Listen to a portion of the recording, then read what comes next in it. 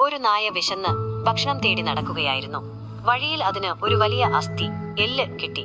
അത് കണ്ടപ്പോൾ നായയുടെ കണ്ണുകളിൽ സന്തോഷം നിറഞ്ഞു.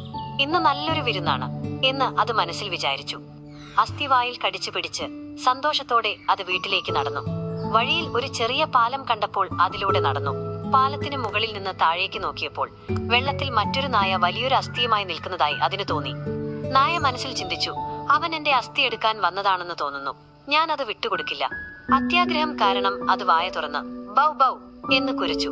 എന്നാൽ കുരച്ചപ്പോൾ അതിന്റെ വായിലിരുന്ന അസ്ഥി വെള്ളത്തിലേക്ക് വീണു. നായ ഉടൻ തന്നെ വെള്ളത്തിലേക്ക് നോക്കി. പക്ഷേ അവിടെ ഒന്നും കണ്ടില്ല. വെള്ളത്തിലെ പ്രതിബിംബം ഇല്ലാതായി. അപ്പോൾ മാത്രമാണ് രണ്ടാമതൊരു നായ ഉണ്ടായിരുന്നില്ല എന്നത് മനസ്സിലാക്കിയത്. ഇപ്പോൾ അതിന് സ്വന്തമായിരുന്ന അസ്ഥിയും നഷ്ടമായി. നിരാശയോടെ നായ വാൽ താഴ്ത്തി വീട്ടിലേക്ക് മടങ്ങി.